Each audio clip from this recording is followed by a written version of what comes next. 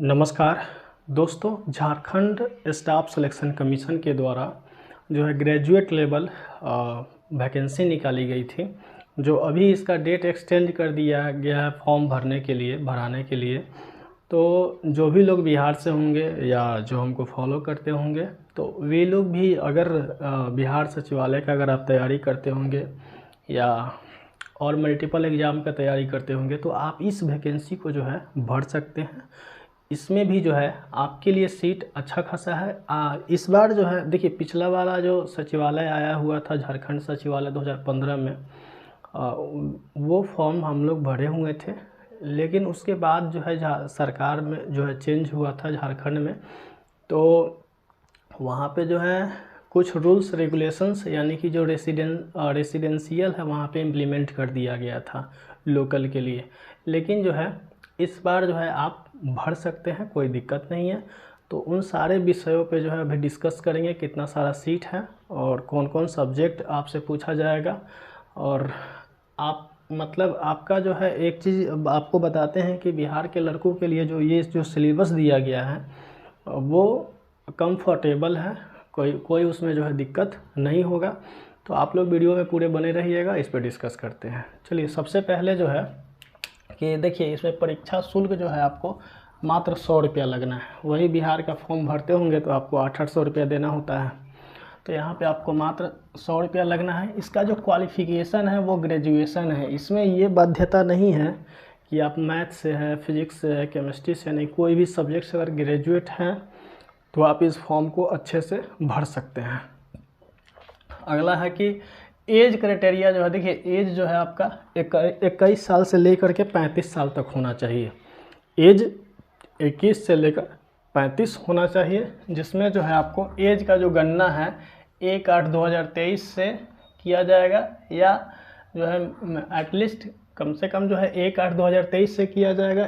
इस डेट से भी अगर आपका 21 साल पूर्ण रहा है तो भी आप इस फॉर्म को भर सकते हैं, या 1/8/2019 से भी किया जाएगा, क्योंकि ये उसी समय का नोटिफिकेशन होगा, उस समय से डेट किया गया। जैसे बिहार सरकार में होता है, जब फॉर्म लेट करके निकाला जाता है तो आपको एज रिलैक्सेशन थोड़ा सा दिया जाता है। तो ये 1/8/2019 में भी जिसका 21 साल से लेकर के 35 साल तक पुरता है वो फॉर्म को अप्लाई कर सकते हैं।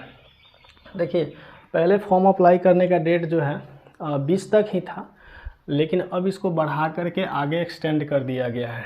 आगे एक्सटेंड किया गया है, यानी कि अगला महीना के यानी 3 अगस्त 2023 तक इस फॉर्म को आप फिल कर सकते हैं, कहीं कोई दिक्कत नहीं है।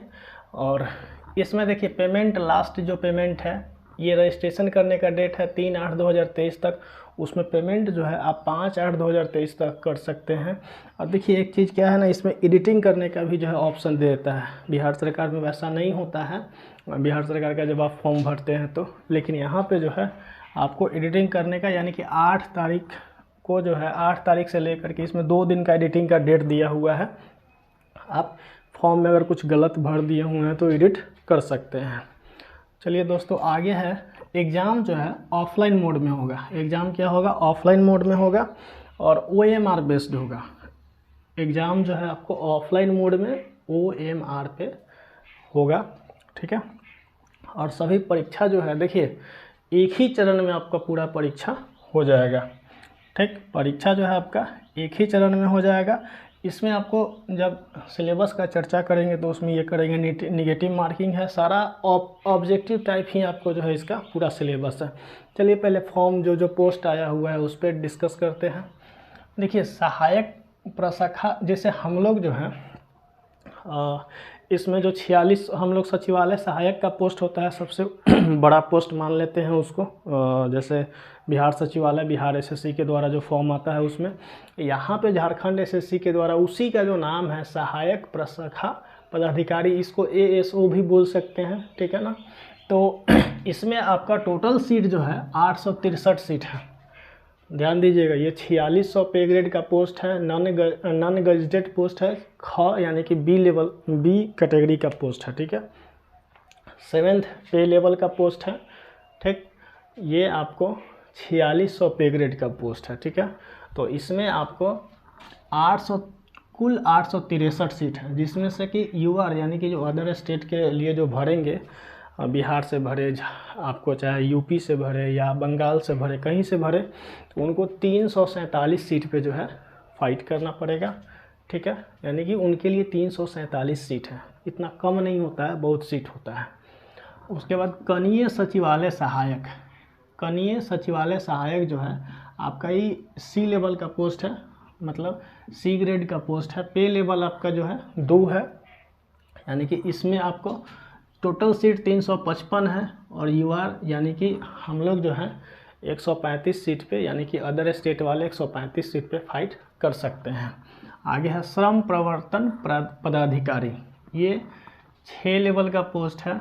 ख जो है यानी कि बी, ये भी आपका जो है लेवल तो 6 है, लेकिन ये नॉन गजेटेड यानी कि बी लेवल का ये पोस्ट है। ठीक है, ये इसमें 182 आपका सीट है, 77 सीट पे आप फाइट कर सकते हैं।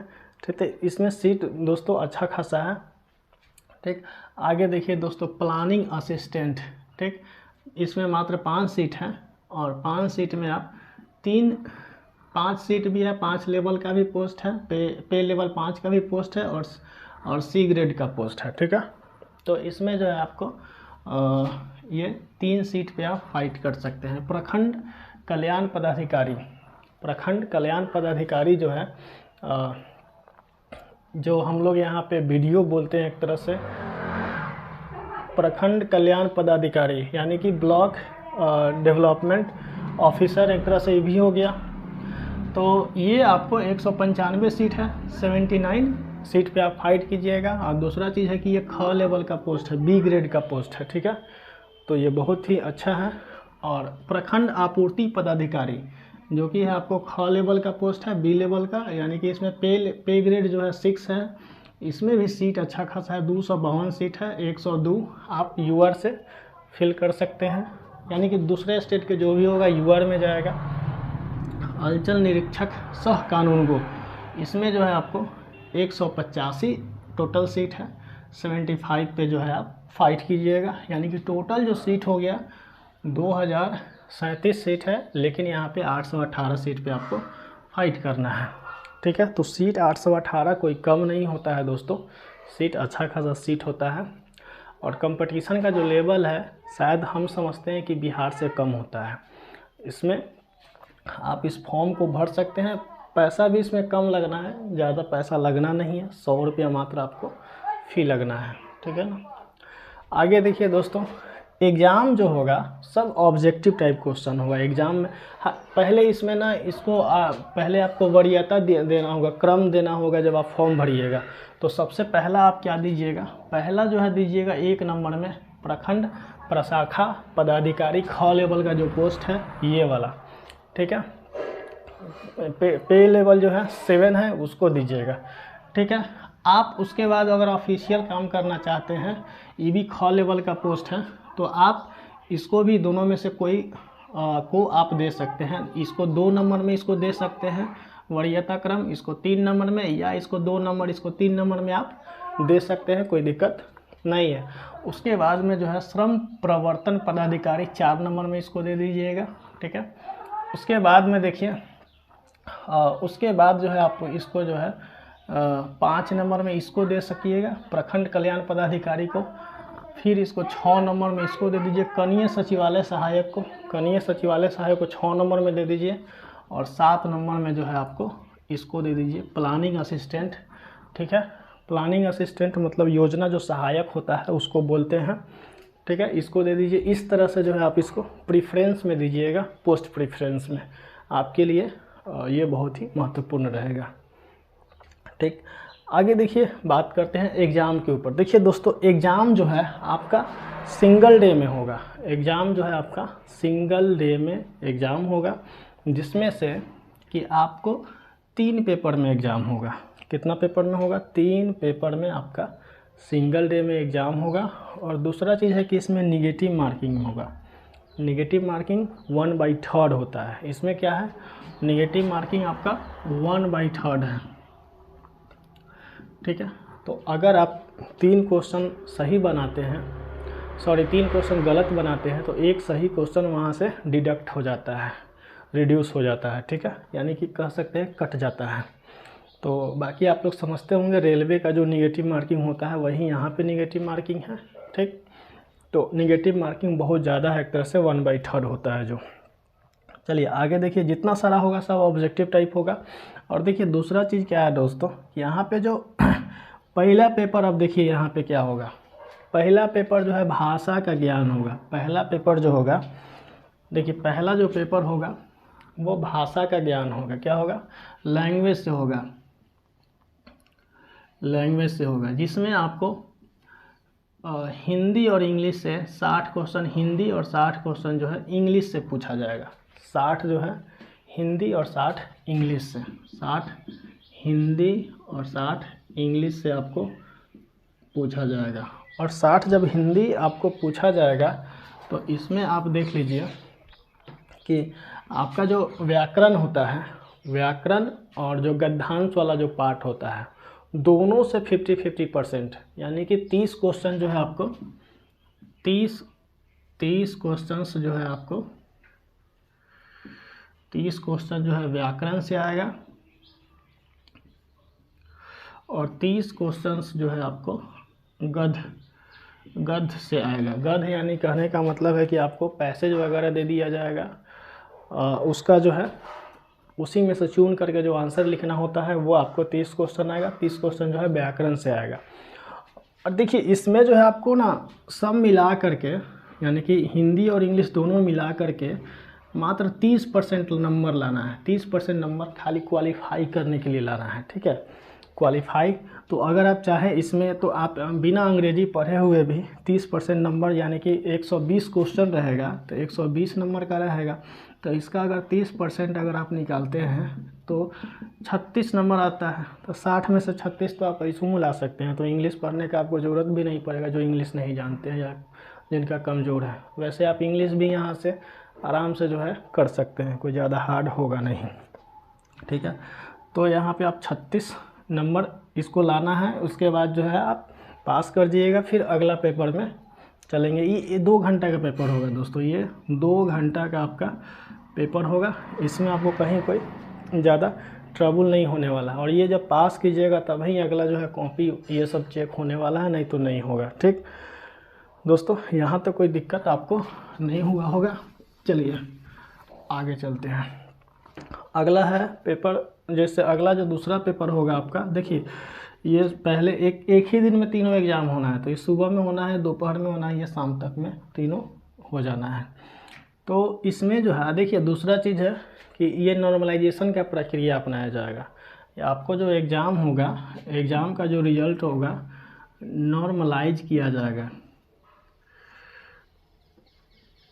नॉर्मलाइज करके एग्ज़ाम जो है निकाला जाएगा, ठीक है। तो दूसरा जो पेपर होगा ये आपको उसमें भाषा का होगा, ठीक है। उसमें जो है, लेकिन इस देखिए ये सिर्फ क्वालिफाई होगा इसमें और इसमें, दोनों में, ये दोनों जो पेपर है मेरिट में जुटेगा, ठीक है। ये मेरिट में, तो यानी कि यहाँ से जितना ज़्यादा से ज़्यादा नंबर आप यहाँ और यहाँ दोनों से ला सकते हैं। जब यहाँ से दोनों से पेपर में अगर नंबर जितना ज़्यादा लाइएगा तो ये आपका मेरिट में जुटना है। तो देखिए इसमें आपको हिंदी, अंग्रेजी, उर्दू, संथाली, बंगला, संस्कृत और भी उसका जो लोकल लैंग्वेज है उसमें जो वहाँ पे आप ले सकते हैं। लेकिन ज़्यादातर जो लड़का है वो हिंदी लेगा, ज़्यादातर जो लड़का है वो हिंदी लेगा या अंग्रेजी लेगा। 2 ही भाषा है जो कि आपको, अब जैसे हम लोग हैं संथाली जानते नहीं हैं, बंगला जानते नहीं हैं, उर्दू जानते नहीं हैं, और जो नागपुरी भाषा है, कोठारी है, पता नहीं क्या क्या भाषा है, तो वो सब भाषा जानते नहीं हैं। तो आप ज़्यादा से ज़्यादा हम लोग क्या है उर्दू, हिंदी ले सकते हैं, और जिनको उर्दू आता होगा बिहार में उर्दू ले सकते हैं या अंग्रेजी ले सकते हैं। तो हम लोगों के लिए जो दो भाषा है वो हिंदी या तो अंग्रेजी, दोनों में से कोई एक ले सकते हैं। ये आपको 100 क्वेश्चन का एग्ज़ाम होगा, 2 घंटा जो है पेपर में दिया जाएगा आपको, ठीक है। 100 क्वेश्चन रहेगा, 2 घंटा दिया जाएगा और ये मेरिट में जुटेगा। याद रखिएगा दोस्तों, ये मेरिट में जुटेगा। ये गद्य पद सबसे मिला करके क्वेश्चन रहेगा। इसमें व्याकरण भी रहेगा, गद्य रहेगा, पद रहेगा और भी बहुत सारा कुछ है। हम इसका डिटेल्स वीडियो एक जो है ले करके आएंगे। ये सिलेबस इसका जो एक एक पॉइंट होगा, कहाँ कहाँ से क्वेश्चन पूछा जाएगा, उन सारे को इकट्ठा करके उन सारा को और उस पर जो है वीडियो बनाएंगे। अगला देखिए दोस्तों, आपको जो अगला जो है जीके जीएस का पेपर होगा। जीके जीएस का पेपर होगा जो कि 150 क्वेश्चन पूछा जाएगा आपसे। कितना क्वेश्चन पूछा जाएगा? 150 क्वेश्चन पूछा जाएगा, जिसमें देखिए 150 में क्या क्या पूछा जाएगा। और 2 घंटा का होगा। कितना? 2 घंटा का होगा। सब पेपर 2-2 घंटा का होगा। ये 2 घंटा 2 घंटा 2 घंटा, ठीक। तो यहाँ पे आपको जीके जीएस का पेपर होगा जिसमें 1.5 घंटा 150 क्वेश्चन 2 घंटा का होगा। और देखिए इसमें सबसे पहले जीके का जो क्वेश्चन रहेगा, 30 क्वेश्चन जीके से आपको देखने को मिलेगा। उसके बाद में जीके यानी कि जनरल नॉलेज से मतलब जनरल नॉलेज में जो हम लोग अभी जो जाएंगे एग्ज़ाम देने दिए बिहार सचिवालय का, वही टाइप का क्वेश्चन आपको यहाँ भी मिलेगा, जीके ओवरऑल जो पूछा जाता है। उसके बाद में जनरल साइंस, ठीक है, जनरल साइंस का क्वेश्चन रहेगा जिसमें कि आपको जो है जनरल साइंस से 20 क्वेश्चन रहेगा। जनरल साइंस यानी कि फिजिक्स, केमिस्ट्री, बायोलॉजी और इकोलॉजी ये सब आ जाता है उसमें। तो इससे आपको 20 क्वेश्चंस रहेगा साइंस से। उसके बाद में जो है मैथ से आपको जो है मैथ से भी आपको 20 क्वेश्चन देखने को मिलेगा। मैथ 20 क्वेश्चन रहेगा। फिर उसके बाद रीजनिंग जो है आपको 20 क्वेश्चन रहेगा रीजनिंग से। फिर कंप्यूटर भी आपको 20 क्वेश्चंस रहेगा। उसके बाद में देखिए ये झारखंड जो स्पेशल है, झारखंड स्पेशल, ये आपको 40 क्वेश्चन रहेगा। यानी कि टोटल क्वेश्चन जोड़िएगा 30, 20, 50, 20, 70, 20, 90, 90, 20, 110 और 40, 150 क्वेश्चंस आपको पूछा जाएगा। 150 क्वेश्चन आपको तीसरा पेपर में रहेगा। और ये दोनों मिला करके आपका मेरिट बनेगा। ये दोनों पेपर जो है मिला करके तब आपका जो है मेरिट बनेगा उसके आधार पे। और देखिए झारखंड स्पेशल के लिए ये देखिए 2000 में तो अलग हुआ है झारखंड बिहार से, तो आपको उसमें भी कोई खास ज़्यादा जो है अंदर तक घुस के पढ़ना नहीं होता है। वो नॉर्मली जो है अगर आप 15 से 20 दिन में अगर करते हैं तो आप झारखंड स्पेशल जो है अच्छे से कर लीजिएगा, कहीं कोई आपको ट्रबल नहीं होने वाला है। तो हम समझते हैं कि ये जो झारखंड एसएससी है वो आपके लिए हम लोगों के लिए बेहतर विकल्प है। आप इस फॉर्म को भर सकते हैं।